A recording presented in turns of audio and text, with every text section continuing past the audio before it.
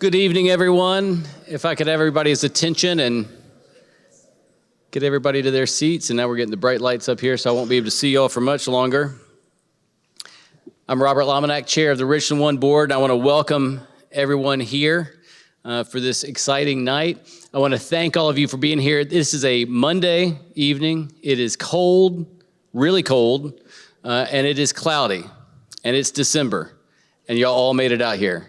So that says a lot about you, and I really appreciate it. And I want to thank all the folks who are making tonight happen, the IT folks, the sound folks, the folks who have put this all together, who made sure the invites went out, who made sure the website was up to date. So thank all of you from Richland 1 who are making this happen like you do all the other meetings that we have. And I want to acknowledge our board. If I could have you stand when I call your name. We've got Angela Clyburn. Commissioner Clyburn is here.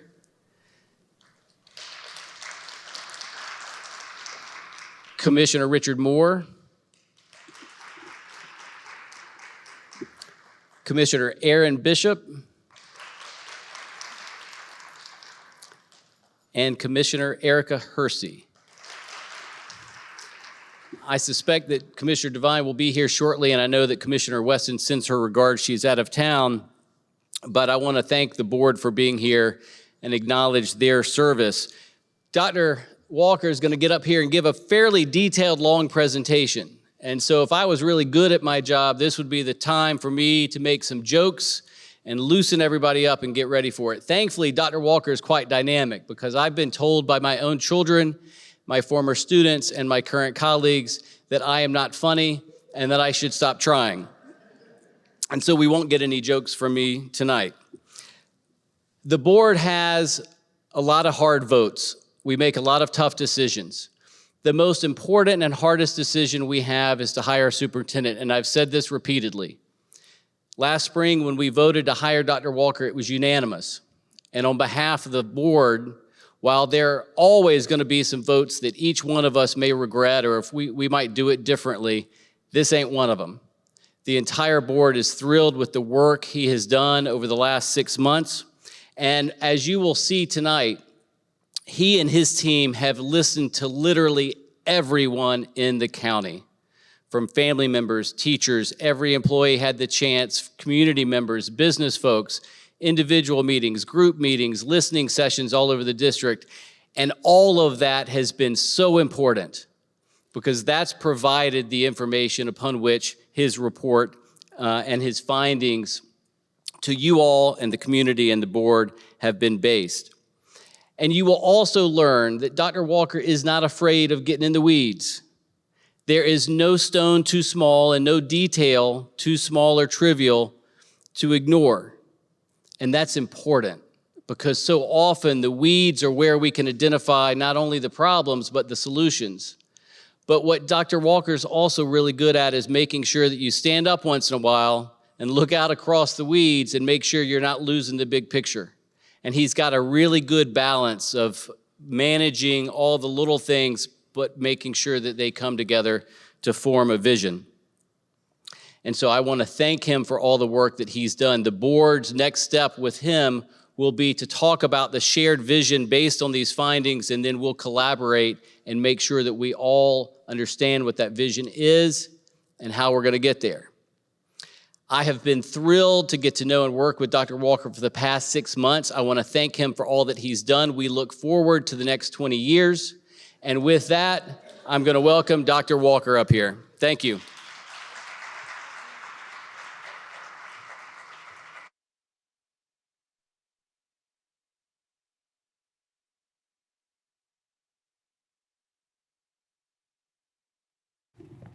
Well, good evening, everyone. Certainly do want to echo our chair in welcoming each and every one of you. Thank you to our Board of Commissioners who are here this evening, to all of you who are in the viewing audience here, parents, teachers, principals, administrators in central office, bus drivers, folks who work in food service, from all across of our organization. You are here tonight.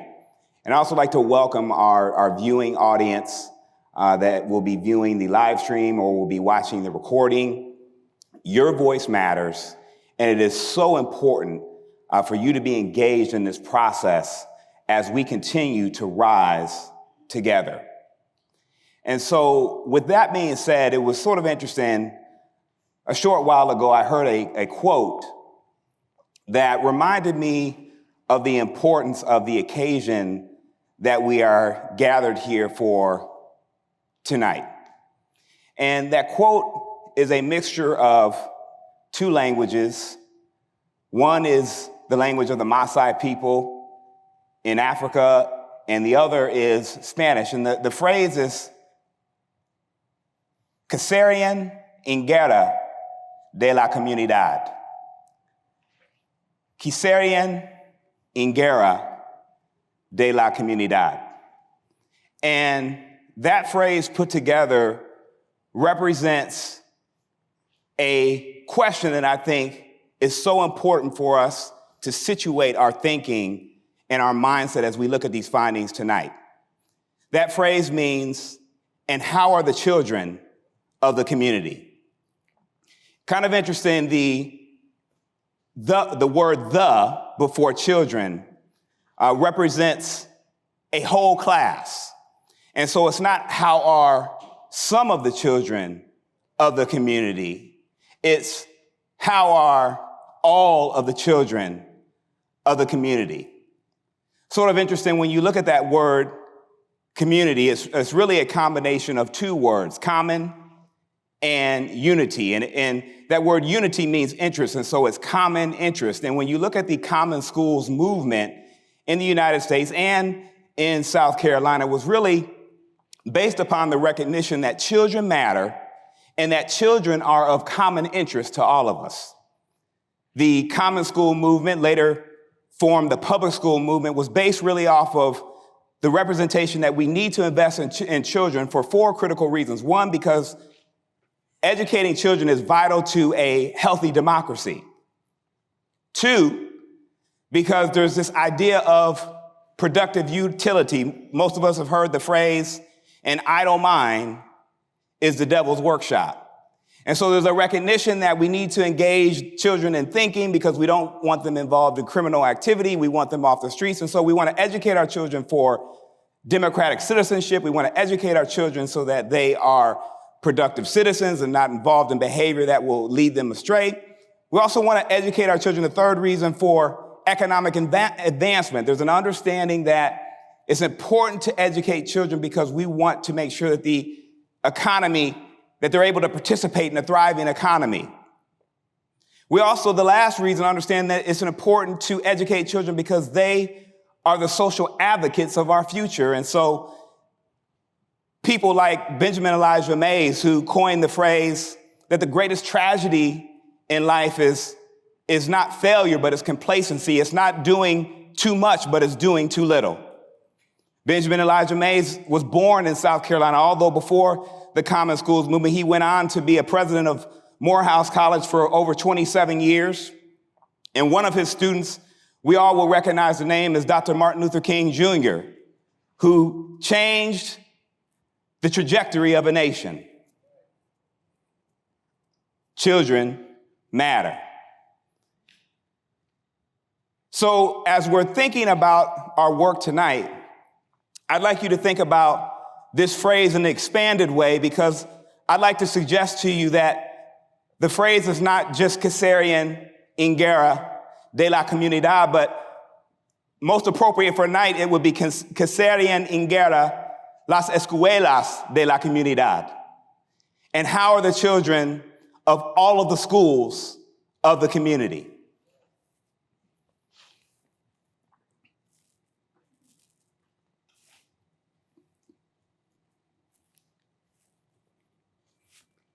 Okay, there we go, clicker. So tonight we're going to look at 4 critical areas: our framing and our purpose for our 90-day findings. We're going to look at the findings across 4 important critical domains that you've probably heard before, because I've been talking about them pretty consistently since I got here in late June. We'll talk about the importance of integrating the system and what we mean by that word integration, because I think it's important for us to understand specifically what it is that we're going for, what we're driving at. And then we'll talk about charting the course ahead. I want to begin with a recognition of a few of our transition team members. And so sort of interesting when you think about GPS systems today, it's really a process that they call trilateration. Say, what is Dr. Walker talking about tonight? If you think about GPS, the way that GPS can be so precise, and some of us will remember from our geography lessons that we have longitude and latitude, but GPS is even more precise than that because it takes up to 4 satellites. Sometimes it's more. And the signal from the satellite through this process called trilateration has an ability to be very precise in clarifying where you and I are. And so in thinking about the importance of being precise about where our district is, I thought that this concept of trilateration applied to competency of different folks across different domains would be important for us, because if we need 4 satellites to tell us where we are, I think for a $500 million system with over 21,000 kids and 4,500 employees, it's important for us to have a diversity of perspectives and experience and competence to look at our system. And so we had Dr. Keith Bell, who is a former superintendent and now is a consultant working at The Ohio State University. We have Dr. Peter Gorman, whose last stop in the superintendency was Charlotte-Mecklenburg County Schools in North Carolina. He now is running his own consultancy firm and a forum for education leadership, which is training up the next generation of education leaders across this nation. He founds that organization with 2 other folks, Robert Avosa and Julia Raffo-Bear. We also have Dr. Alan Ingram, who's a former superintendent and also a former assistant superintendent of the state, I believe, of Massachusetts. Alan now is consulting and working for the Wallace Foundation. And some of you will recognize the Wallace Foundation's national and really international regarded work around principal pipeline development. Next, we have Joe Johnson. Joe Johnson is a well-regarded international thought leader on integrated system leadership. Joe has worked with Fortune 500 companies in the United States, Canada, and South Africa, as well as other places. And he offers a unique perspective as it relates to bringing a leadership system to bear in a very complex organization. Dr. Michelle Mason is working with the University of Washington currently, former chief of schools. Her work in the University of Washington is focused on principal development and principal coaching, and how the central office support system works to support the work of principals. Because for those who have been in education for any length of time, you understand that everything converges at the principalship. Elizabeth Martinez is the CEO of a nonprofit, Big Brothers, Big Sisters. Holly and Robert Morales bring a wealth of experience as it relates to finance. They currently reside in South Carolina, but both of them have been chief financial officers, and Holly has been a chief human resource officer, and they bring a unique blend of understanding the financial and operations side of a school district. Maria Stockard is a current a principal leader that works on principal internship programs, training up the next leaders from moving from instructional assistants to teachers to principals. She is a former chief of staff. Mike Yearling is currently a vice president for Mills James and a world-renowned and certainly nationally renowned documentarian. His work has been featured in multiple formats and multiple languages across the United States and abroad. He's a master storyteller. And last but certainly not least, Dr. Kayla Hampton is the young lady who is not necessarily part of the transition team, but she was the young lady who helped us to create some professional development around our findings that we shared with a small group of our leaders last week. And she also has been able to help us to aggregate and curate this information that I'm going to present to you in a very meaningful way. I spent some time talking about these folks because I want you to understand that we have not taken this work lightly, and that we've been intentional. And certainly I've been intentional about ensuring that we bring national and internationally regarded leaders to bear on the work of this district. I take this work, I don't take myself seriously, but I take the work seriously. And so it's important to me that you understand how we've approached this work. And so with that in mind, let's talk a little bit about our framing and our purpose. I believe there are 4 rules of map reading. There are 4 rules of map reading. I believe the first rule of map reading is that you have to know where you are.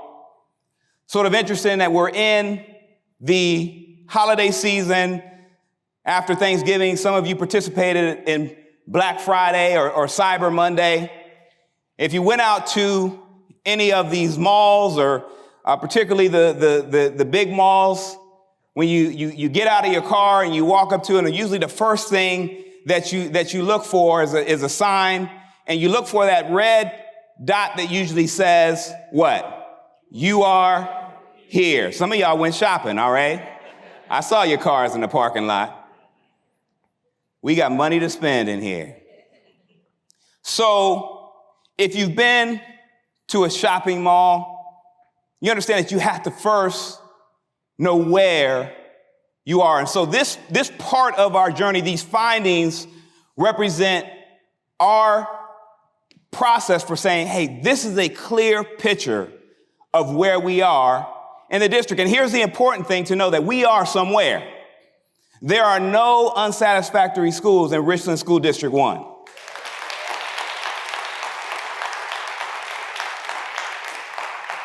And that didn't happen because everybody gets a trophy. I'm not against trophies and everyone getting a trophy, participation. But that happened because we met the standard. And that work is reflective of the hardworking central office staff, our curriculum and instruction team, our schools team, and everyone that supports that work. Because, I've never seen a student learn if they weren't at school, so transportation matters. I've never seen a student learn if they were hungry, so food nutrition matters. I've not seen students learn effectively if they're in a building that's filthy, so custodial services and our building coordinators matter, and everybody else matters, because anyone that says anything to a kid that forms their belief about their ability to do matters. And so everyone has contributed to the fact that we are somewhere. But here is where we are. And we're not yet where we aspire to go. So the next rule of map reading is not just know where you are, but the next rule is know where you're going.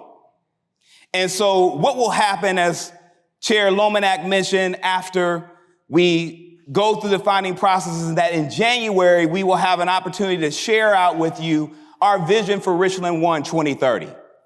And that will be a picture of where we want to be 5 years from now, because we're not yet where we want to be, but we are somewhere. And then after we move from knowing where we're going to be, that vision for 2030, we'll move into the next phase, which is understand where we are relative to where we want to be. And that is both in terms of direction and distance. Sort of interesting, a researcher named Beer has a change model that says D times M times P is greater and equal to HF. And that D stands for data, desire, disaster, or demand.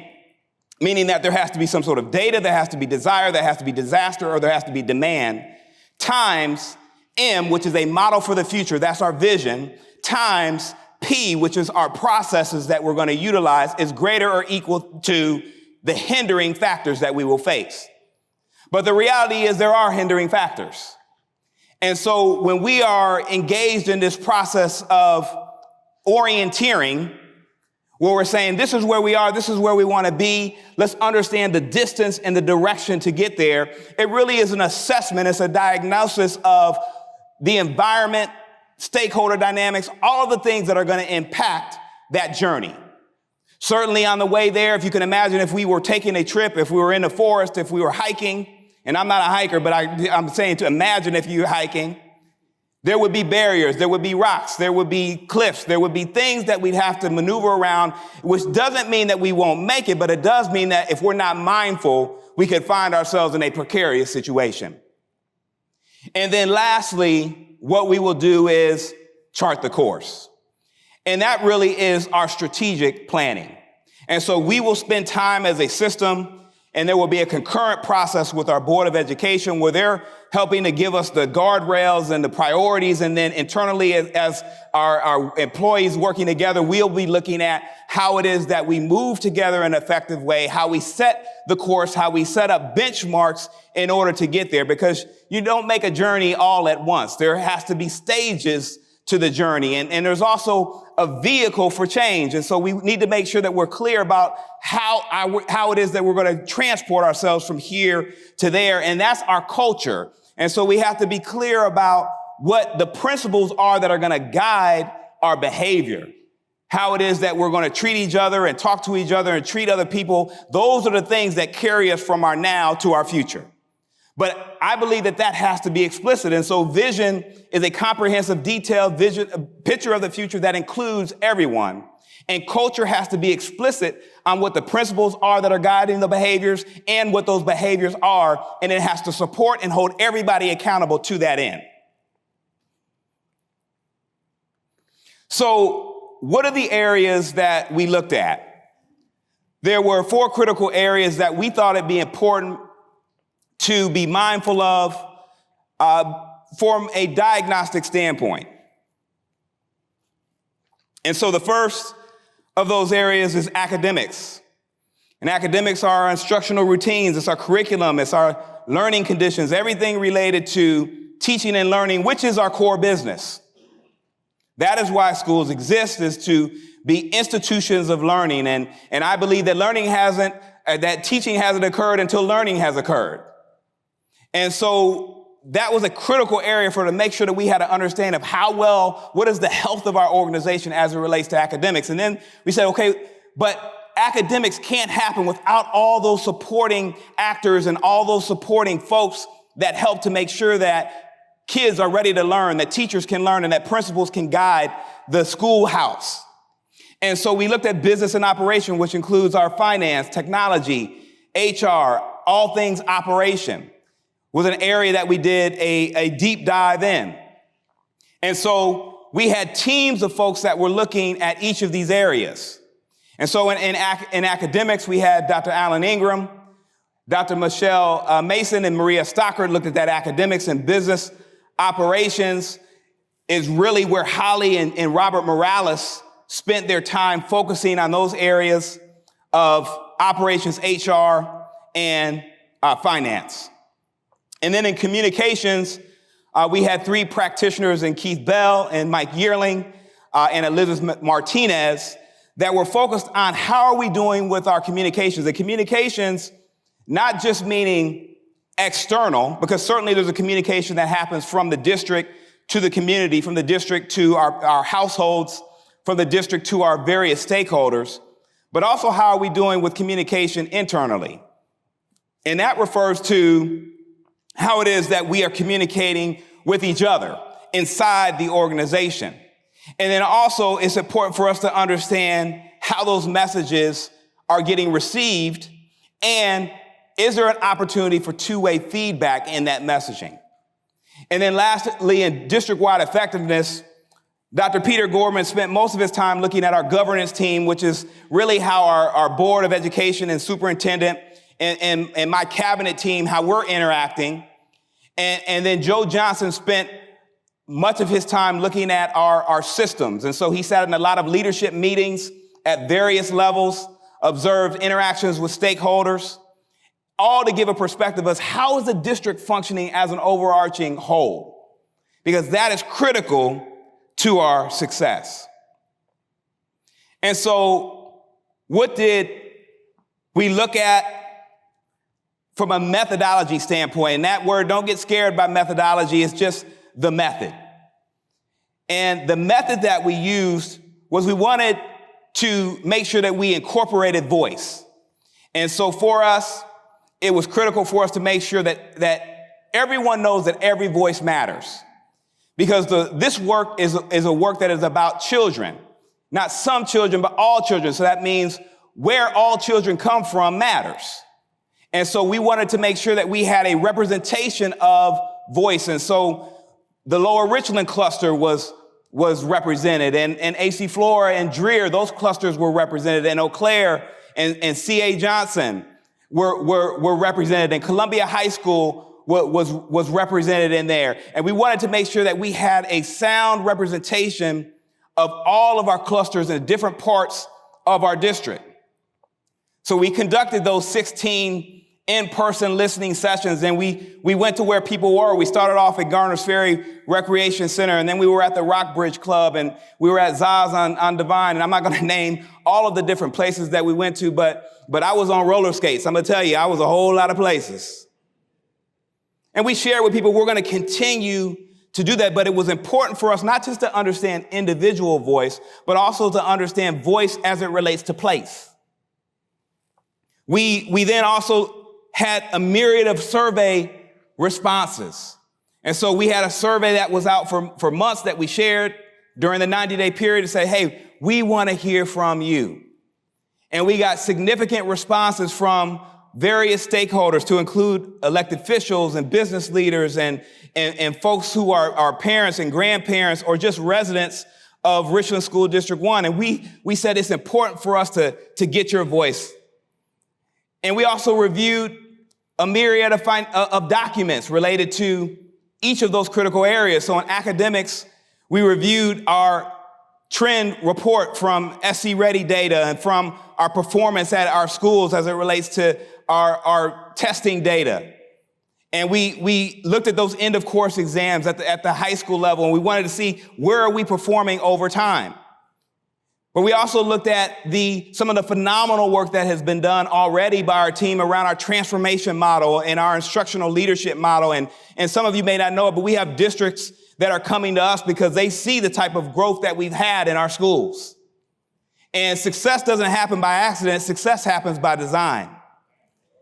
And so it was important for us to make sure that we looked at that process of how it is that we're thinking about teaching and learning across this system. And so that was part of the process. But we also talked to different team members. We talked to principals. We talked to teachers. We talked to folks in central office across all of those domains. And then in business operations, we had the opportunity to look at all of our budgets. We looked at our organizational structure, because to me, system structures and processes have to be integrated for an organization to be successful. So we looked at the organization charts, because there certainly is always an opportunity to think about things differently. And so we looked at how we had done financially, our audits over time. And Richland 1 had, to the credit of the team, the financial team has a 30 plus years of clean audits. But there's also opportunities for improvement. And so we looked at the agreed upon procedures process that we were engaged in with the State Department of Education. And we had very productive conversations with Ellen Weaver and her team around those findings that we had. And those are also published if you would like to see them, and as well as the recommendations and our corrective action plan. And so we were proactive in having effective conversations and productive dialogue about how we can become even more effective in that area. But that's because we looked at those documents, and out of that came a financial landscape that informs what you're going to hear this evening. And then we also wanted to make sure that we were paying attention to our communications. And so we looked at our routines as it relates to communications. How it is that we are talking to each other in the organization. What are our routines for how the superintendent communicates with the board and how the board communicates with the superintendent? How are the routines for how central office leaders are communicating with principals and principals with central office leaders? How are the routines for how things are cascaded from central office to principal to teacher? Because a crack in central office is a canyon by the time you get to the building. And so there has to be coherence, shared meaning and shared understanding, and it has to be communicated in a clear way. So we wanted to make sure that we understood that. And then in district-wide effectiveness, we looked at our processes. Is it clear about who does what, how, by when? Are the processes written down? And I'll share with you some of our findings momentarily in that regard. So those were some, not all, but some of the data sets that the transition team looked at, that certainly I looked at, as well as our cabinet and leadership team looked at as part of this assessment in our 90-day findings. So there are three ways of thinking about the data that I think are particularly important for us to understand as we enter into the actual results of the findings. And so the way that we framed it was in three sort of ideas about how systems function. The first way that we framed it was this idea that systems function based off of, they function well or not well based off of if they are self-reinforcing. And so don't get thrown off by the word. I'm going to explain to you exactly what I mean by self-reinforcing, meaning that how well do we do as a system at identifying best practices and scaling those best practices? That's all that means. So a system that is highly effective at being self-reinforcing, it does an excellent job of identifying and scaling best practices. And so that was important for us to think about as we were looking at the health of Richland School District 1.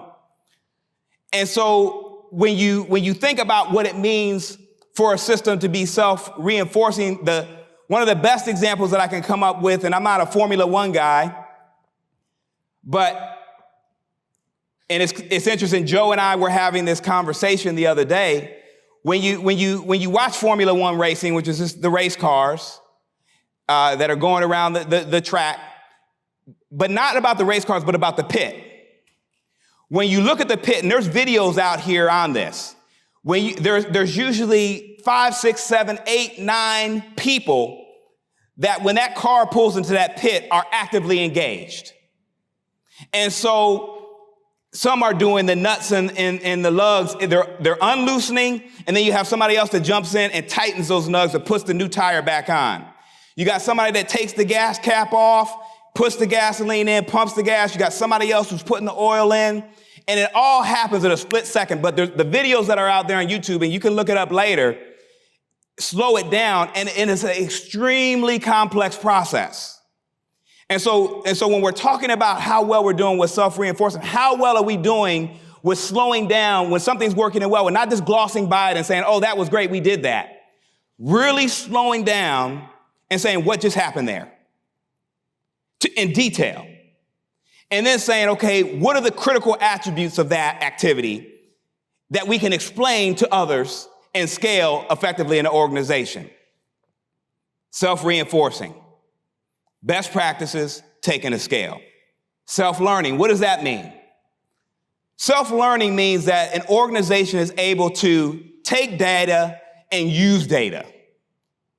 Not just take data for the purpose of collecting data and putting it on the shelf or in the digital folder, but actually using the data that it collects to inform the behavior of the people in the organization. Organizations that are highly effective are masters at gathering data for specific purposes and then using that data to inform the behavior of the people in the system. The critical importance is that it's a couple of things. One, we have to make sure that we are collecting the right data. Are we measuring our processes? Meaning, do we have a metric for how long we think things should take in the system? And then who is watching that? Whether we're talking about hiring practices or laptops or whatever it is there a metric for success? Because if there's not a clear metric for success, mediocrity becomes the status quo. So we have to be clear about what the measure is for excellence. And so we've already begun working on some of those processes. And then we need to be clear about not only what I call lead data, but also not only lag data, but also lead data. And so here's a simple example of to help us understand, what do you mean lead data, lag data? Well, we just passed Thanksgiving. Most of us ate a turkey. We didn't this year, but most people do. We're coming up to Christmas. Most people on Christmas have a ham, okay, unless you're a vegetarian. And so think about the butcher who's getting ready to get the turkey ready, or getting ready to get the pork chop ready, the pig ready. And so if all that butcher did was kept putting that turkey on the scale, kept putting that pig on the scale, it's a measure of the fact that you want the turkey to get fatter, you want the pig to get fatter, but the turkey's not going to get fatter just because you keep measuring it over and over and over again. That's lag data. The turkey will get fatter based off of lead data, which is what the butcher does to make the turkey get fatter. So in order for the turkey and the pig to get fatter, you got to feed it, you got to give it water, you got to do all the things that put more weight on the turkey, more weight, and that is lead data. So in a practical way, as it relates to schools, we have to be measuring the behavior of the adults that's predictive of the outcome that we want. You and I, if we want to lose weight or we want to gain muscle and we just keep weighing ourselves over and over again, doesn't mean that we're going to achieve our goal of losing weight or gaining muscle. In order to achieve that goal, we've got to go to the gym, we've got to do the cardio, we've got to do the weightlifting, which is predictive of the change that we want to see. And so we have to become masters of clarifying not just the scoreboard, but clarifying the plays that will add to the scoreboard. Because if the plays are effective, the score will take care of itself. I wish the Buckeyes would have remembered that this last week, but they didn't. I don't know what happened. Self-correcting. It's still the playoffs. We still got the playoffs. Self-correcting. So organizations that are self-correcting are organizations that recognize when they're getting off course, and they're quick to identify it and recalibrate. Identify it and recalibrate. The best example of this I can give is if you watch college football or even pro football, and with the technology we have now, oftentimes when the quarterback and even position players come to the sidelines, you'll see the assistant coaches with an iPad there, and they're reviewing the play right then to look at, okay, what did you do well and what was off course? And so we have to have a cadence of review and a cadence of intentional focus that allows us to say, are we clear about when we're getting off track and what we need to do to get ourselves back on track? And so just to give you a 30,000-foot view of sort of how we graded out on these areas, in the area of self-reinforcing, which is identifying what the best practice is and scaling it, we were about a B+ in this system. And I think the reason why we were there is because, particularly in academics, we've been able to sort of drill down in some of those areas and really get clear about, through the work with visible learning and other work that we're doing, around what it means to be effective in terms of our instructional practice. Still work to be done there, because it's not an A. You know, I'm an A student, okay? But we're somewhere. In self-learning, we were a C. Okay, in that range. And so in the area of how well do we identify the right source of data and track it and use it in meaningful ways to inform adult behavior, around a C. In self-correcting, we were a C-. So how well are we identifying when we're getting off track, and then having measures and systems and processes to make sure that we get back on track? C-. And so that was sort of like generally how we graded out. So what did we hear? We heard that communication is an opportunity. Leadership, integration is an opportunity. And so what do I mean by this word integration? I distinguish integration from alignment because alignment is a necessary but an insufficient condition for organizational effectiveness. It's necessary. We use the word alignment, and alignment is important. To give you a practical example, if you think about the wheels on your car, those wheels have to be aligned to the axles, and they have to be, because if not, it's going to be bumpy. If you've ever been in a car that wasn't aligned, it can be a rough ride. But imagine even if the tires were aligned, but they weren't connected to the steering column. That's integration.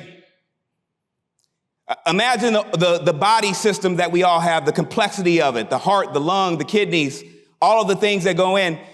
All of those things have to be in the right place. But imagine if they weren't connected by blood vessels and veins and all the other things that are so important for the body to function correctly. That's integration.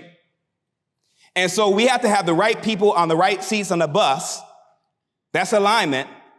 But we have to have them talking about the right things at the right time in the right way. That's integration. And so leadership integration is an opportunity for us. Competitive compensation. I heard this from everyone at every level of the organization, questions about their compensation. And so a salary study is on the horizon. We're working on that now. Staffing, making sure that we have consistent, predictable ways of how we staff to support our schools, making sure that we're clear about how long it takes to get staff to schools, and that expectation and that measure is clearly communicated across the organization. Strengthening special education. This was a consistent thing that came up. And this is not about finger pointing, because, and many of you have heard me say this before, based off of what the father of modern management says, W. Demings, 85% of the issues in the organization are not people issues, they're process issues. And so our opportunity with special education is not about indicting a person. It's about saying, what are the processes that we need to look at to ensure that we are serving our students with special needs appropriately and effectively? Safety. That was the top 5, but now we're going to the top 10. Safety came up.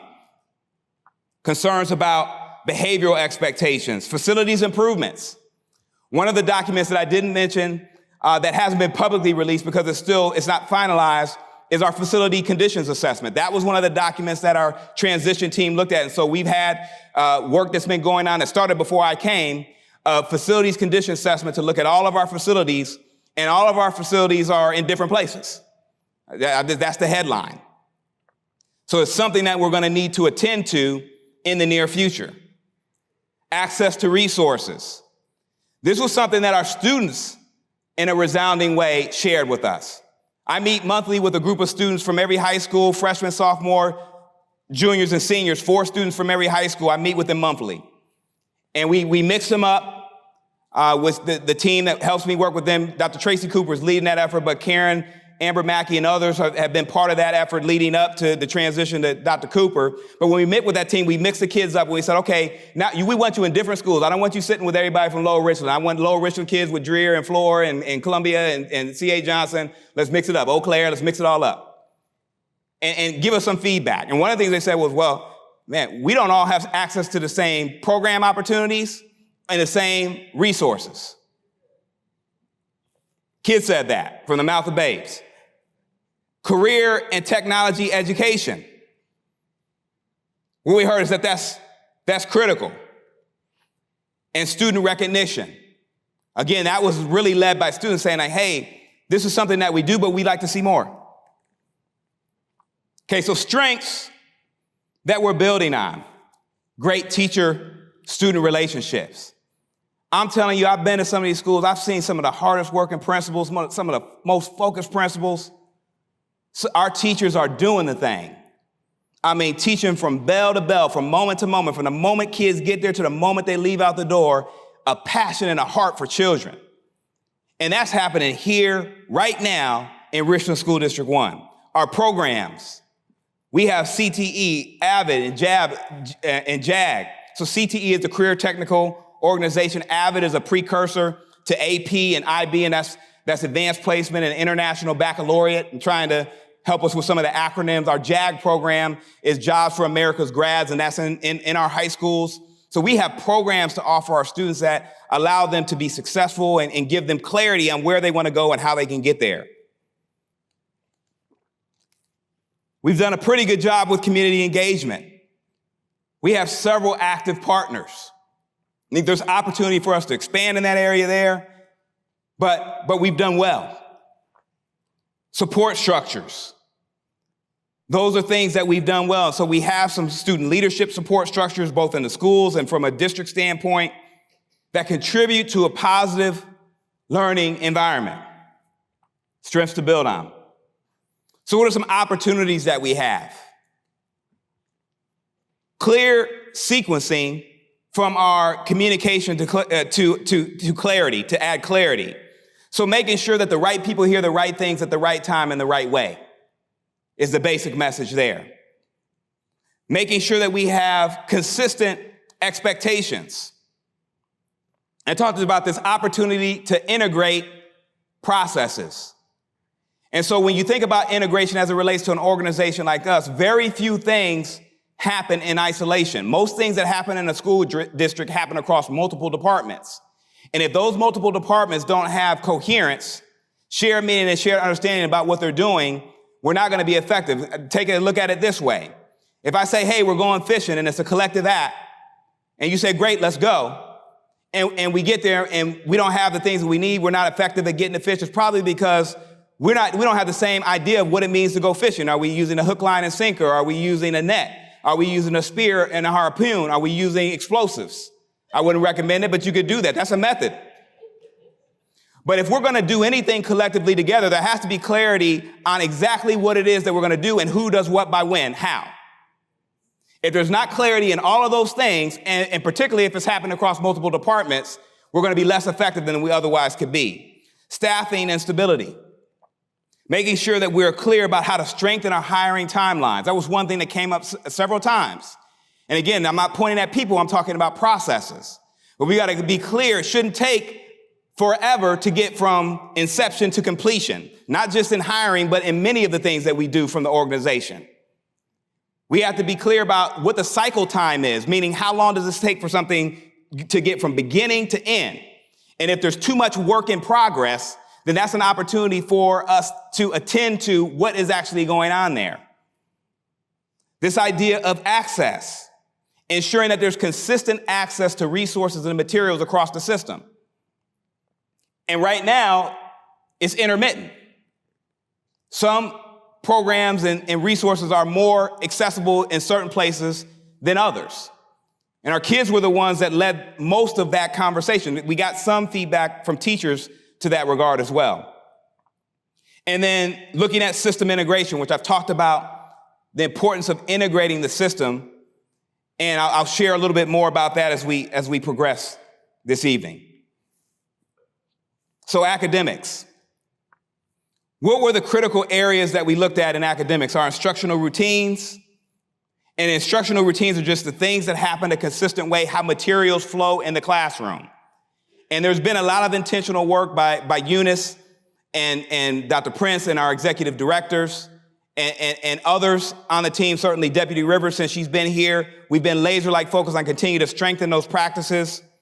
But we looked at that, curriculum pathways, opportunities to integrate our readiness and our benchmarks and our program and entry and processes. Listen, one of the things that we found, I heard from some folks that, hey, we're testing too much and there's too much testing. But I tell you what, in the buildings that saw the tremendous amounts of gain, they did testing with fidelity. That part. There was testing, and some of it is the framing of the testing. It's not testing because we're trying to evaluate the kids. It's testing because we want to learn where they are so we can help them grow. Mindset is the difference.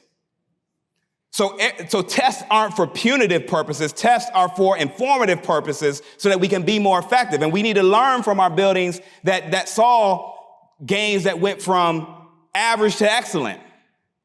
Because in those places, again, talking about scaling best practices, they leaned in.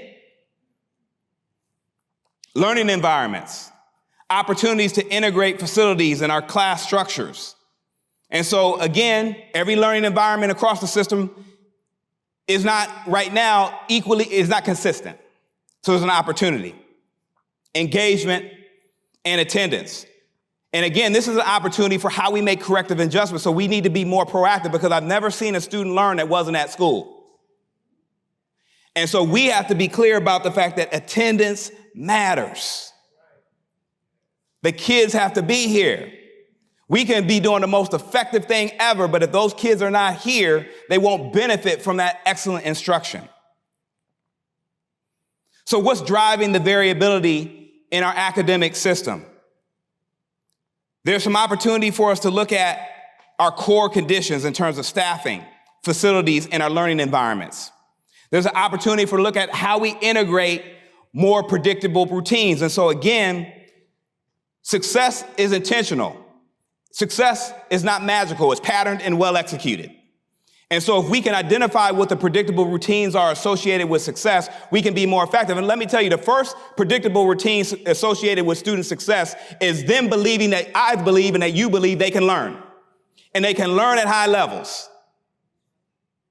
The first routine, because before we get too intellectual about it and talk about all the things we need to do, the first thing that we need to do is believe in them and believe in them that nothing is a barrier, that their national origin isn't a barrier, that where they come from is not a barrier, that how much their parents make is not a barrier, that the zip code is not a barrier, that there are no barriers that will stop them from achieving at high levels. That's a mindset. They call that the belief gap. We have to believe. First routine is to believe and for them to believe. And there's ways that you can do this. That's why we have a credo that says that we are Richland One, rich with talent, full of potential, yet discovered. Today, I am greater than my yesterday. And in my tomorrow, our future is bright. I am rising. You are rising. We are rising together. Y'all know it. Some of y'all know it. I told the team I went to a school and a fifth grader shared that with me. I said, if a 10-year-old can know this credo, certainly a 40-year-old can.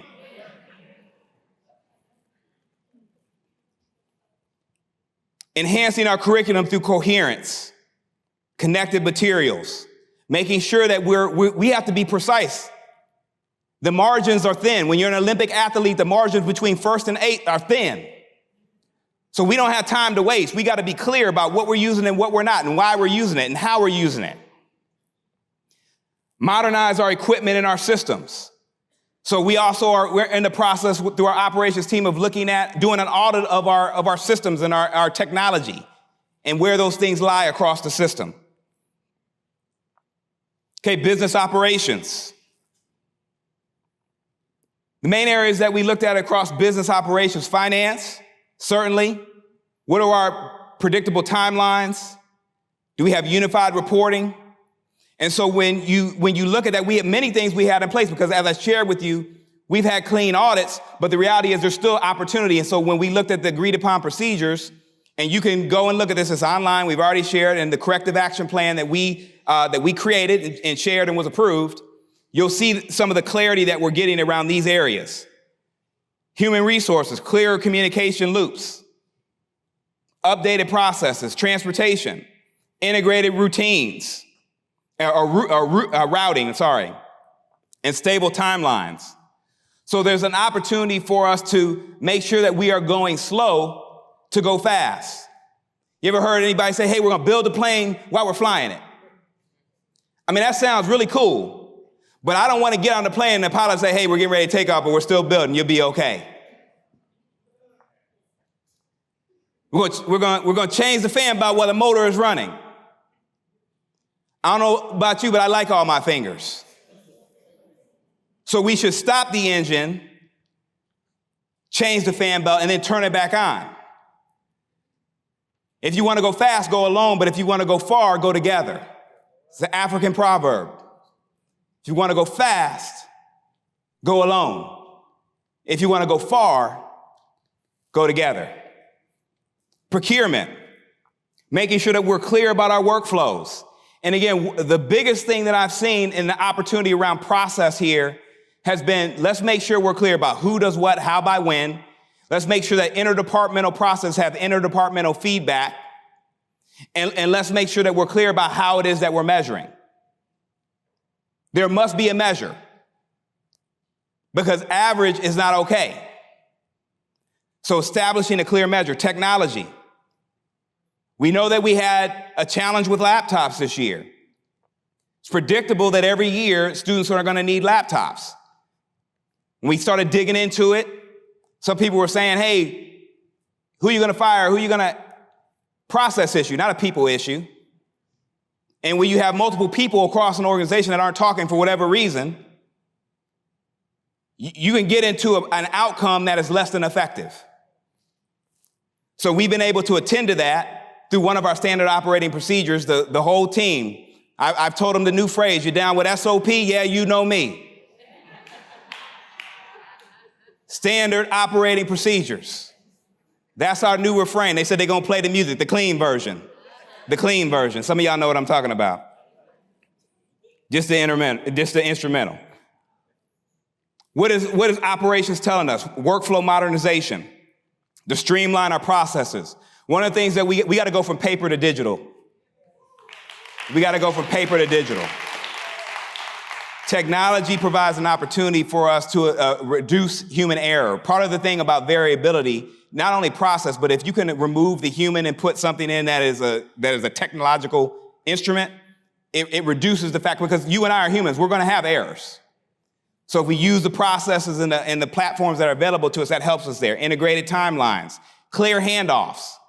My best example for this is the United States for years has had some of the best. We get in competition from Jamaica and some others now, but 4x1 particularly, we're usually the fastest people on the track. The issue has happened for us in a 4x1 in between the handoffs. Doesn't matter how fast you run if you are disqualified because the handoff is missed. And so there's always a supplier and there's always a receiver. And if there's not clarity between what the supplier thinks they're supplying and what the receiver thinks they're receiving, you're going to have an issue. We are going to have an issue. So getting clear about what those handoffs look like is critical. Our data consistency, making sure we're clear about where we're warehousing data and how we're using data to inform our behavior.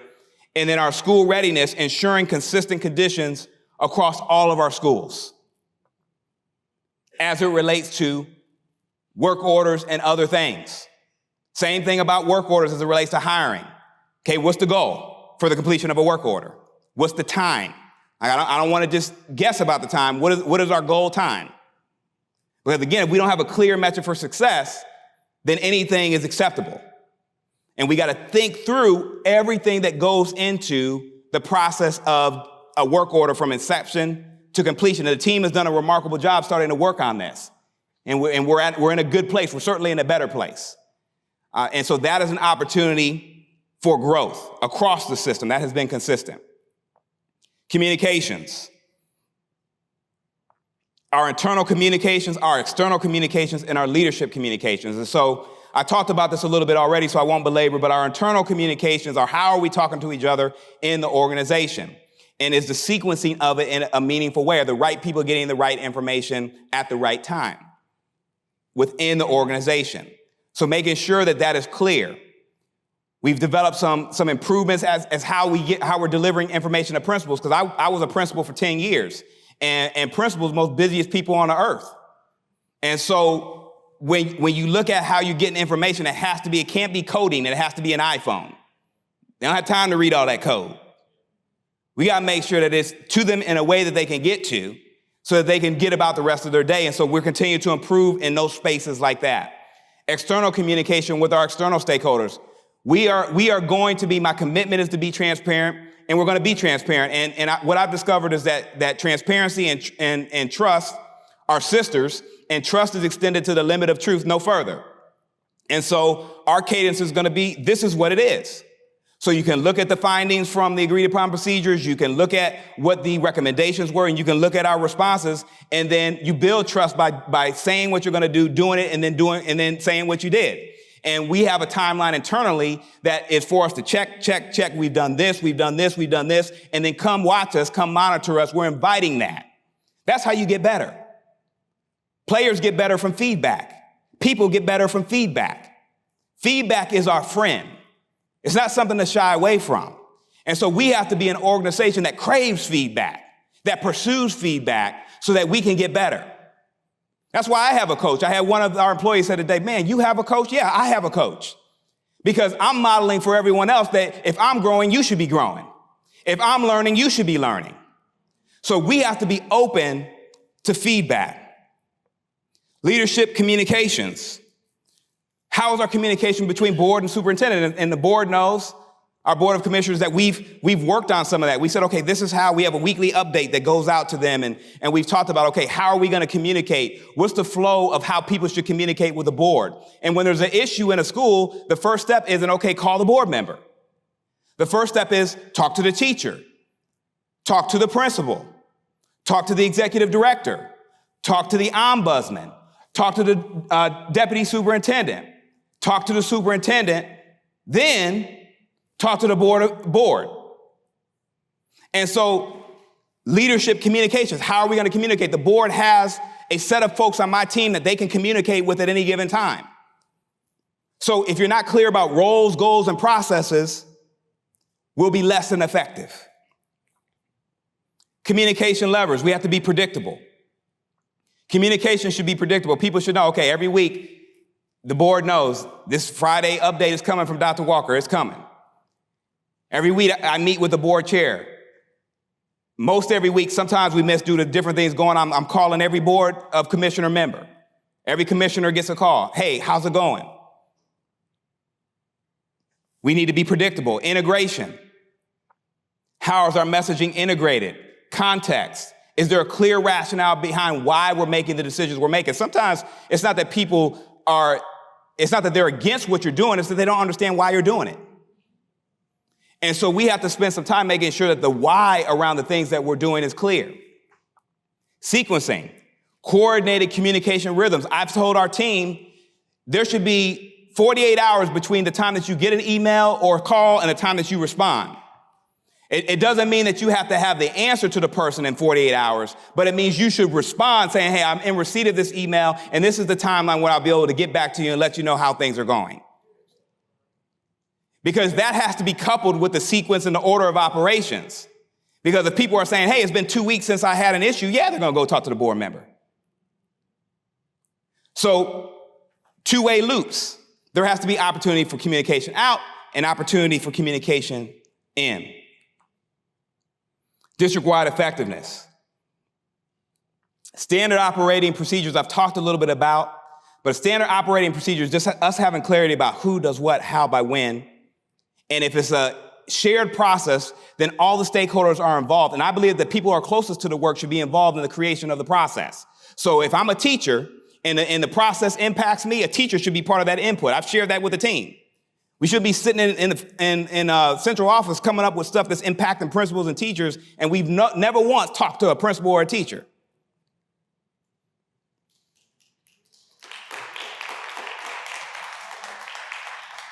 Role clarity. Who's on first? Who's on second? Who's on third? Our governance routines. What's our cadence of how it is that we're doing work together as board, superintendent? Leadership integration. How are we talking to each other across our system? And so again, some people say, man, it takes so long to talk this through. And my question is, if we don't have time to do it right the first time, then when are we going to do it right? Because we never have time to do it right because it takes too long, but we have time to do it over and over and over and over again. It takes us 10 times longer because nobody knows what we're doing.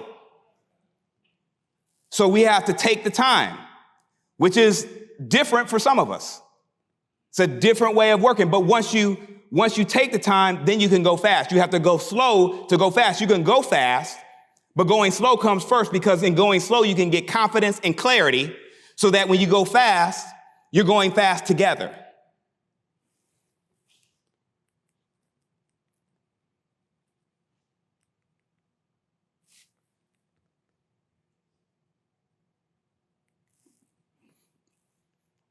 Leadership in motion. So leadership is dynamic. It happens everywhere. It's not static.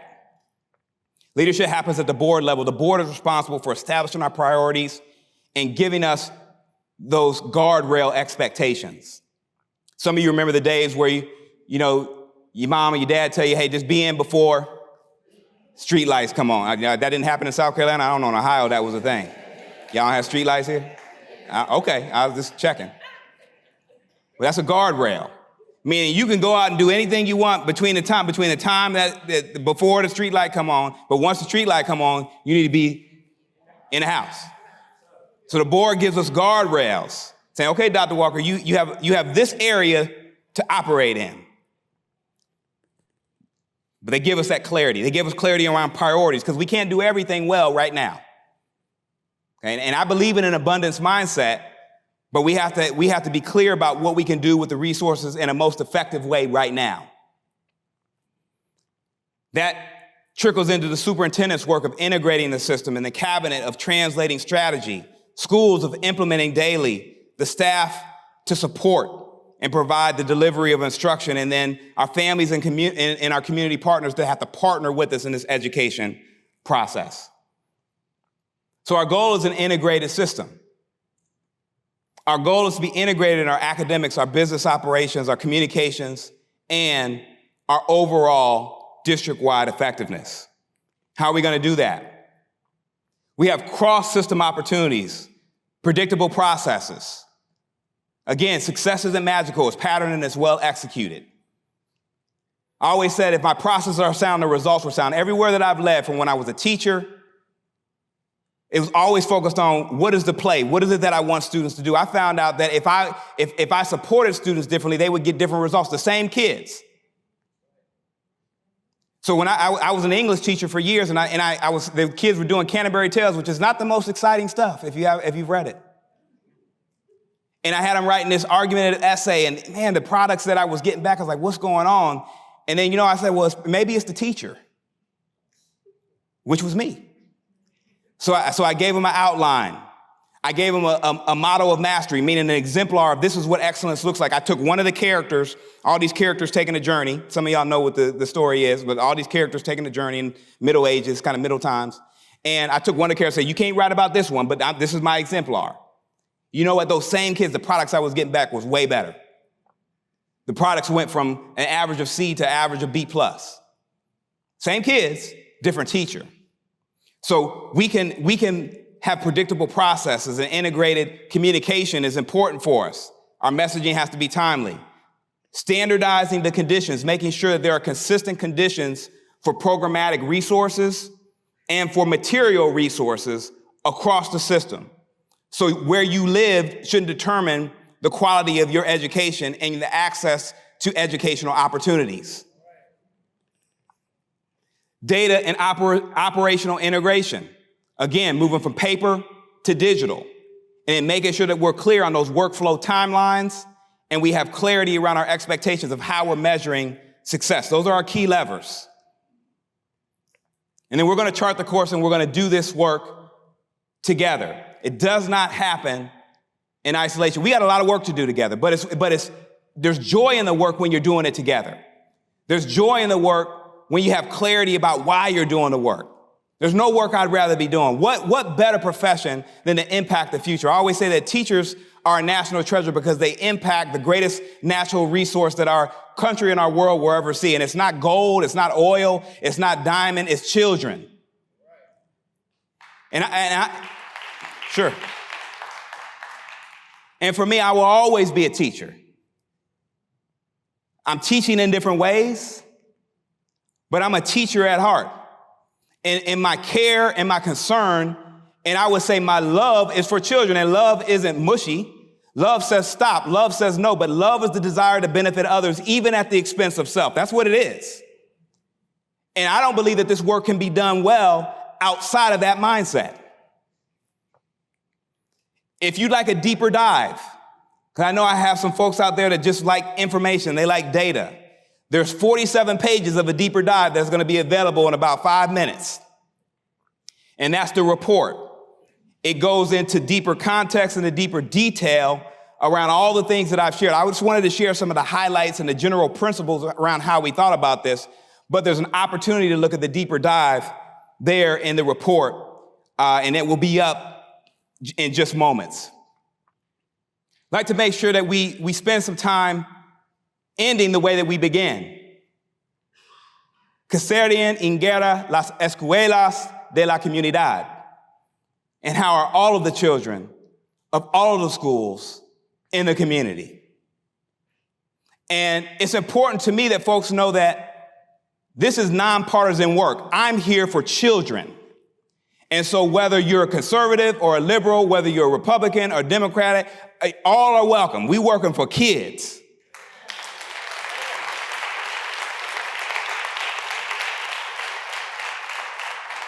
Every voice matters. And many times from the smallest of voices comes the greatest of ideas.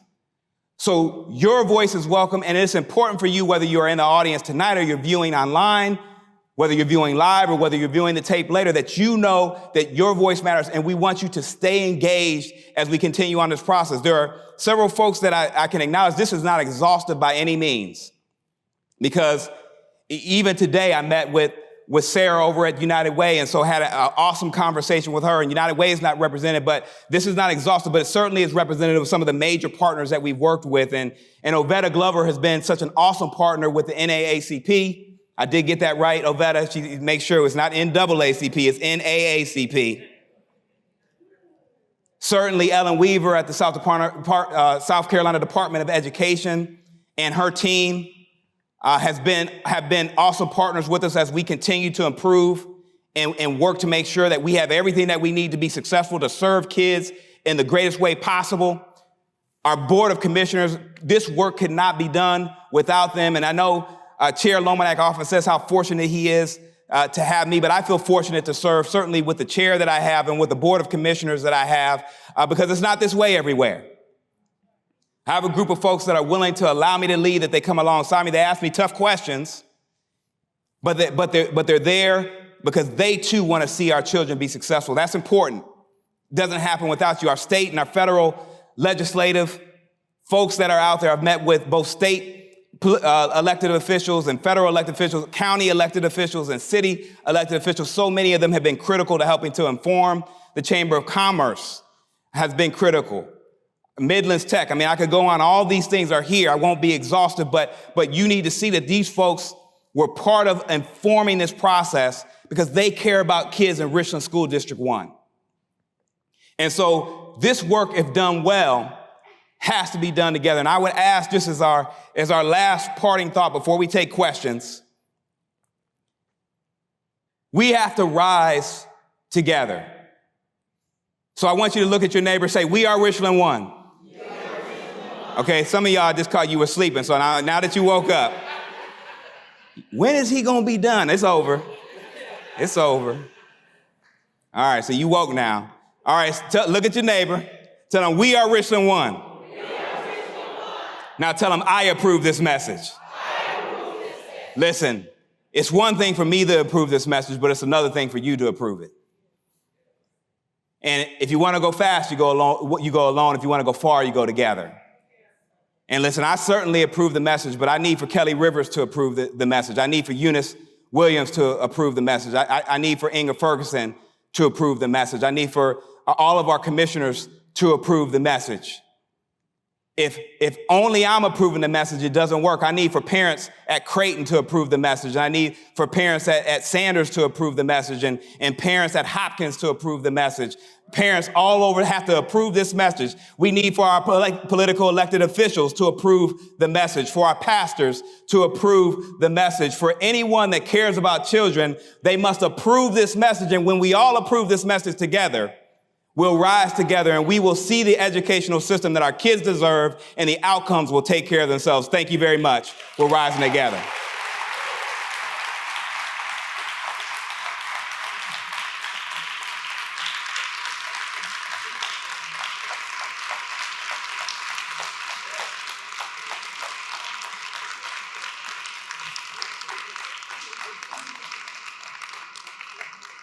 Thank you. So this time we've moved into the crowd participation portion of the event. And so we have microphones that are here, and there may be no questions, but I'm hoping that maybe there are some. Whether you're a member of the media or a concerned parent or community member, it's an opportunity for you to ask a question that you have. And we're not filtering the questions. We're just going to take the questions. And so it really, we're looking for questions, not necessarily comments. You could have a brief comment with a question. But really the idea here is that we want to hear your feedback. We want to hear if there's something that we can help to address that helps us to get better. Because as I said, I believe in feedback. Feedback helps us to improve. So I will pause, and as any good teacher, I will provide significant wait time for you all to feel awkward and someone to feel the pressure to come up. We just need the Jeopardy theme song playing now. Yeah, somebody added it. Thank you. Yes, they're humming it now. Okay, kids, come on up if you want. Yeah, come on down. Melvin, come on down. We'll just line up. You can line up at either mic, and we'll take questions. And we have at least 15 minutes. We'll see how we go. Brother Henry. Thank you, sir. So I want to know if we are as bad as folks told you we were. Oh, watch out now. Took the job. Yeah, you know, so that's and everywhere I go, Melvin, I get that question. Like, is it? And most time it's couched not like are we as bad, but most people say, is it what you thought it was going to be? That's what most people say. And here's what I would say. I had a health checkup and all the blood work was good, but my medical practitioner asked me, you know, she said, "Are you on a scale of 1 to 10? How glad are you that you took the job?" 1 being least positive and 10 being most positive. I told her without hesitation 10. Now I didn't say 10 because everything is sugar plum, lollipops, and fairies, because there's problems every day, it's challenges every day. But it's 10 because I believe this is the place of purpose for me right now. And I'm a person of faith, and I believe that I'm here on purpose, with purpose, by purpose. And so for me, that's what motivates me. And so the challenges, you know, certainly there are things that you didn't know, which is why you do an assessment, which is why you do a diagnosis. The accuracy of the diagnosis determines the effectiveness of the prescription. And so, but here's what I knew. Even before we saw the test results from the day, listening to board meetings, I knew that there were some strong academic systems in this program, in this district. Just listening to the conversation of people, listening to how they were talking, because I watched 6 months of board meetings. So I sort of knew. And when I was listening to what, during the academic presentations, and when I saw the 5-inch notebook that Eunice and the team gave to the board of commissioners, I said, my God. But it let me know that these folks are thinking about education. Now, I also knew the district was in fiscal caution, let's be real. I knew that. But here's what I'm discovering is that relationships matter. And that when relationships are broken, it hurts everything else that you do. When relationships are positive, it helps everything else that you do. So my goal is to have positive relationships, to be open to feedback, and to continue to improve. And I think that's a recipe for a positive trajectory. But good question. There was another question? Great presentation and everything. Immaculate.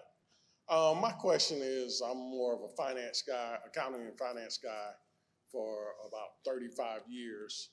And what I've seen in a lot of organizations, especially big bureaucratic organizations, is that the budgeting and finance process is pushed from the top down instead of receiving information from the bottom up. And you have people and organizations within the bigger organizations that need resources that they're not getting. For instance, in this case, like band or football or basketball needing uniforms, things of that nature. What are you going to do to shore up that so that teachers and band directors and athletic directors have the funding that they need to get things done, not only, and also in the classroom from the teachers to get things done, get them the things that they actually need and pushed up to you instead of you pushing them down? That's a great question. So there's a couple of things there. The first one, and I just want to say this as a moment of transparency, this is my first time through the budget cycle, okay, with the team. So I'm really this year doing a lot of observation of how things have been done. And so, but we have had some initial conversations, and there is some fact gathering that happens out in the community with certainly with principals. I'm not sure how deep it goes with teachers and some of the other stakeholders. But I think that having a way to gather information about what needs are, and my understanding is that that happens. Maybe it can happen at a greater depth. We'll see. I need to assess that. Is critical. Another thing to consider doing, we may not do it this year, is zeroing out the budget, just doing a zero-based budget and say everybody start at zero, justify every expense that you have. And that's probably coming. So I just told something to the team. They didn't know. They're getting the budgets ready now. I don't know if we'll do that this year, but it's coming. You don't have to do that every year. Sometimes you do it every 3 years, but it's healthy for organizations to do that. The other thing that I think we need to be thinking about as a system is we have this facility condition assessment. And I will tell you, I just got done reading the history of Columbia Schools, the history of Richland School District 1 by Warner Montgomery. And I joked in some other meetings, I said it's riveting. But honestly, I was telling the chair, it is riveting. At least for me, it has been. And it covers the history of the district from 1792 up until 2000. And I've been able to meet with enough people that have been around from 2000 to 2025 that I feel like I've been able to fill in that gap. But one of the things that I saw in the book is that at the height, I think the student population of the district was 38,000 plus, but 21,000 now. And the number of schools has not kept up with the number of students. And so those are, I know that's what you ask, but it is what you're asking if we're talking about where resources go and then being placed in an adequate way. At some point, that has to be a consideration when we're talking about the sort of resources that we want to provide for children. And I'm not mentioning any school. I know every place I go, people come up to me talking about particular schools, and there's no plan to close the school. There's nothing on paper from myself or the board saying we're going to close the school. But I'm being transparent and answering your question to say that the reality is we don't have the same number of students, and the number of our schools has not kept pace with the number of our students. Richland District 2, that has more students than we have less schools. Okay. That's enough on that. I know, y'all at saturation point. Good evening, Dr. Good evening. Walker. Lacinta Lewis-Ellis, President and CEO of LLE Construction Group. You kind of touched on what I was going to ask because it does have to do with the facility assessment. We've been fortunate to be a part of several assessments with Richland 1. And based on, first of all, when do you think you'll release the results of the assessment? And I know in the past, the assessment has been very critical to determine if we do bond referendums. Yep. To get funding, to renovate schools, and even build new schools, or however, you decide. So my question is, one, when will the assessment be released? Sure. And number two, instead of closing schools, I know, like in the Lower Richland area, I'm just throwing this out here, okay? But I know over the years, we've always talked about having another high school, maybe like in the Lower Richland area or somewhere over there. Do you think, based on the assessment, instead of closing schools, we have a need to open any new schools? And if so, like, can you kind of give us some feedback on that? Yeah, thank you. Awesome question. Good to see you again, Lacinta. So I believe form follows function. And so here's what I mean by that. That the first thing we need to do is have a vision for where we want to go before we make any decisions about what we need to do. And that vision for where we're going to go, we're going to release a vision in January. But one of the things that we're also doing is we're meeting with a consultant around what does it look like to have high schools that are ready for the 21st century? What does that mean? What sort of programmatic opportunities are there?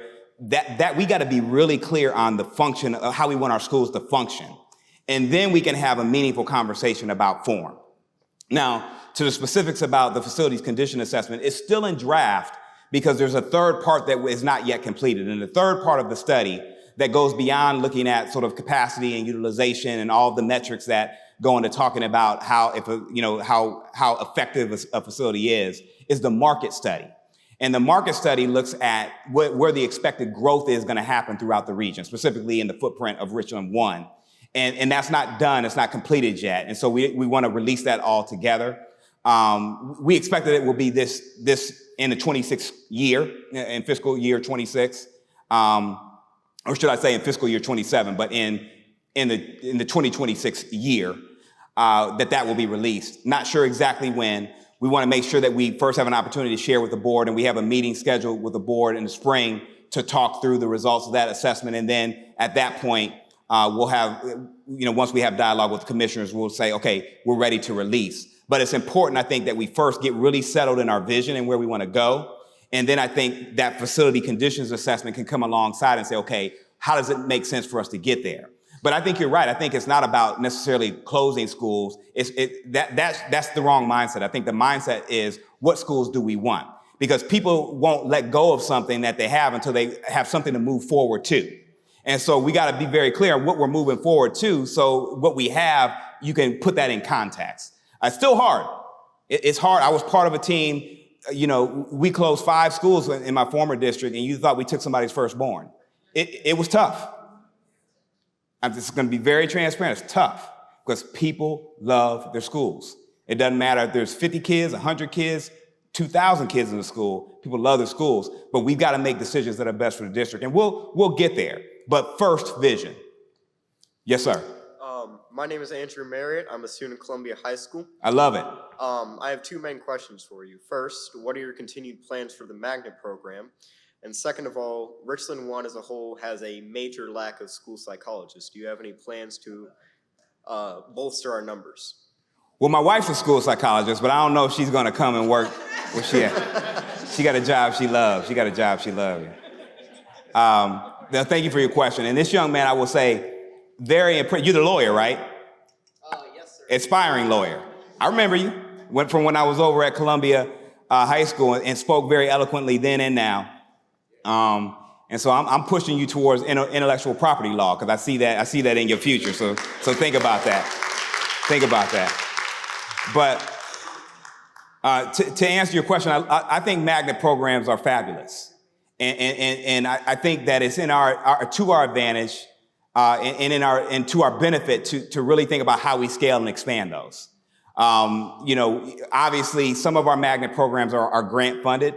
And so we have to look at in realistic ways our capacity to be able to extend those. But in terms of the benefit that we're getting from those programs, we're very, very, very supportive of them and want to see those programs continue. Did I miss a part of your question, or did I get all of it? Oh, psychologists. And so you are correct.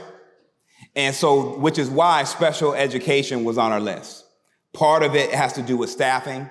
There are some options where we could look at consulting, but we'd rather have staff here. And so the short answer to your question is yes, we do have plans to look at all things special education and make sure that not only staffing, but some process pieces associated with our delivery of special education services is more effective. So thank you, sir.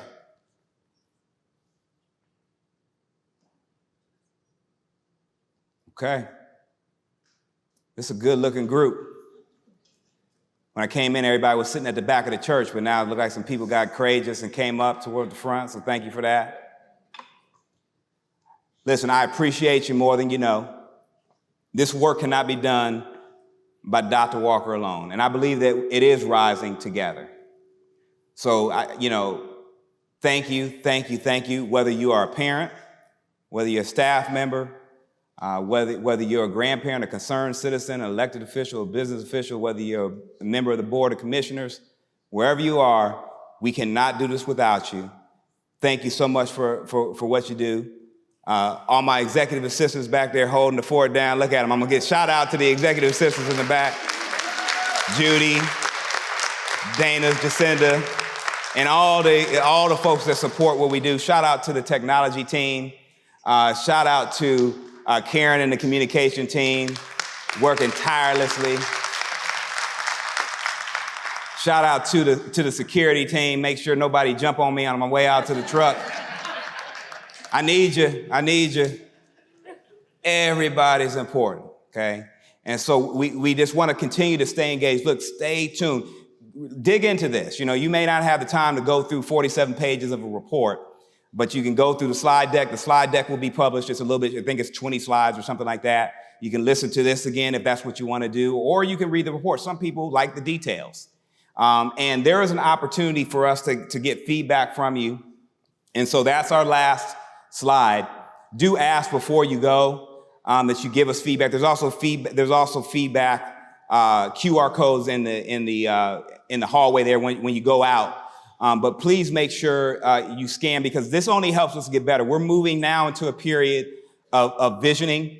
We've already started working on a vision. I believe that vision is leader initiated, but it's feedback from everyone. And so we're going to share, once the vision is complete, we'll share with our board, and then we'll begin sharing with the broader community. We're going to co-labor together to make sure that this is a district that fulfills its potential. And I believe that there is an opportunity for us to lean in and to do something really special in Richland School District 1. So thank you for your feedback, and thank you for your presence. Have a good evening. God bless.